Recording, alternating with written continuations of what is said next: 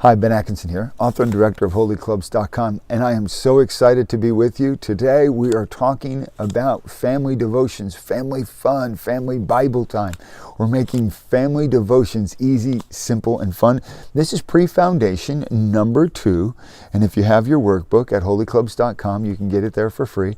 This is page 22, and we want to talk about Jesus desires a bride. And this is beautiful. I want to read right away Matthew chapter 2, verse 2 through 3. The kingdom of heaven. These are Jesus' own words. We know that he was wise and he was God, fully man. The kingdom of heaven is like a certain king who arranged a marriage for his son and sent out his servants to call those who were invited to the wedding. And they were not willing to come. So here we see Jesus unpacking the understanding of the bridal reality to the disciples before he goes to the cross, before he goes to the cross, and then he rises again. And so this is really important. And this is important because Jesus is talking a little bit about who he is. He's sharing about who he is and his desire. And I always say this, the Lord is sharing a lot, but are we listening? And sometimes your children come in and they share, and are we listening? They say, you're not listening to me. Guys, how many times have we talked to our spouses and they just said, you're not listening to me? I want to ask you ladies, I want to ask moms, dads, are you listening to the Lord? Are you listening to the very emotions of God? A lot of people tell me all the time, I want to know what's on the Lord's heart. Give me the word of the Lord. Give me prophecy for this. And I love a New Testament prophecy where we edify, exhort, comfort. 1 Corinthians 14 verse 3. I love that. Dreams, visions, the movement of the Lord. And in Acts 2, in a safe, in a positive, in a biblically sound manner. However, we can just read our Bible and find out the emotions of the Lord. Our secret place needs to be sitting down at a meeting, an appointment with the Lord. I mean, how many of us, we have plans for our future finances? I mean, hopefully we do. We have maybe a 401k, maybe you've got a life insurance policy, maybe you have some kind of term life insurance. I don't know. But I want to talk to you about, you have a plan for your finances, but do we have a plan to search out God's emotions, God's heart? And so we want to know here in Matthew chapter 22, he's sharing his heart. He's giving his heart and saying, here it is, guys, will you pay attention? And they did, eventually. It took them some time. But the goal of this, it's a twofold goal today in your family devotion time, to understand the heart of the bridegroom. And then secondly, to live as a redeemed bride. Okay? We want to live as a redeemed bride. I'm trying to make that point. Okay. Want to understand the heart of the bridegroom and then live as a redeemed bride. So we're doing twofold. Number one, we understand that he is the bridegroom, and then we understand we're the bride. We understand who he is, and then how does he think and feel about us? That's why we're asking the questions that we are. Who is God? What does he think and feel about us? Okay. So some points as you go through this is, first of all, Jesus loves the Father and deliberately laid down his life for the Father's will to be done.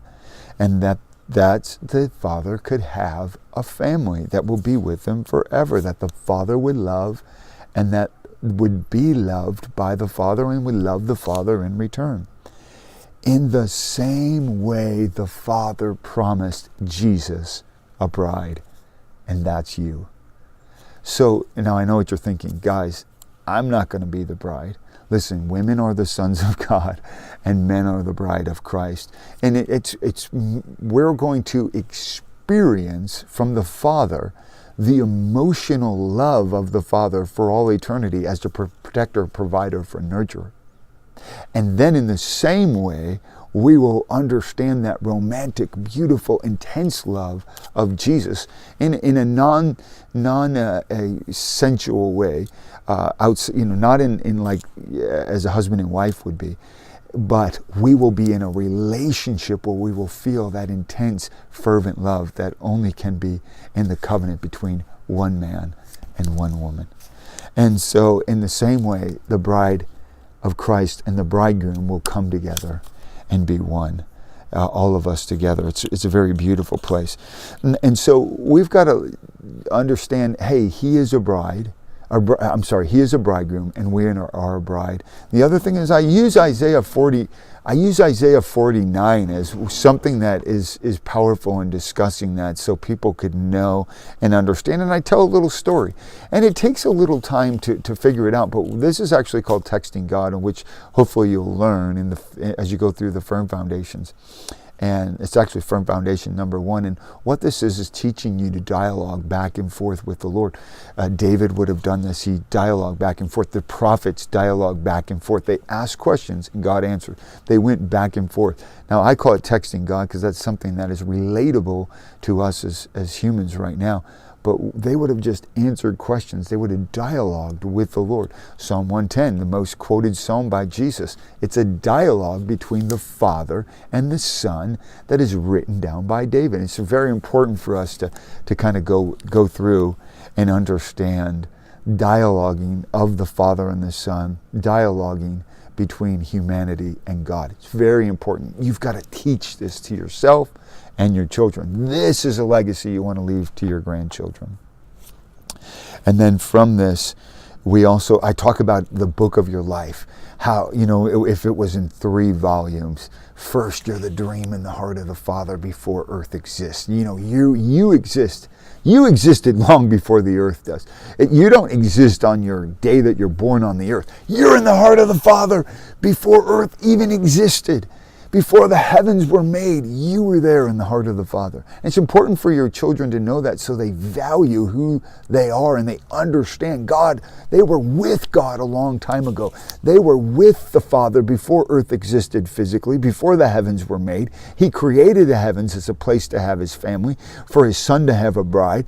Then from that, he made earth so that we can actually come forth, the very desire for family, coming forth living and active with all on earth. And then from there, he's going to bring us back through the resurrection of Jesus Christ and unite us together to him and to each other and to love as a family forever. That's the storyline that's unfolding. It's important to know those storylines. And lastly, we can go through this. We've got the summary at the end of this. I also bring up the Jew and the Gentile. It's very important for us to understand from a biblical perspective God's heart for Israel, God's heart for the Gentiles, and how, as Paul says in Ephesians so eloquently, that God is uniting the two through Jesus at the cross and making one new man. And he will bring the two together as one.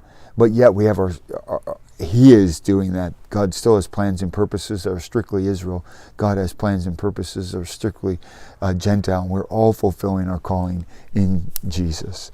And then we have, of course, the questions on page 30. Again, you can discuss them frequently, as much as you want, as little as you want. The older kids can do it on their own. Maybe this is a devotion for you, for your teens. And then we have the prayer at the end, and we always encourage the parents to pray that and the kids to follow.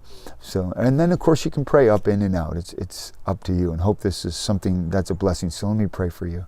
Father, I pray for the families that are about to go through this, that the parents will get the right discussion questions. This would be something that would bless people and encourage them and strengthen them with all might. I pray that families would see you, Jesus, as the bridegroom, and they would see themselves as the bride, loved by you, sought after by you, and chased down by the King of all creation. God bless.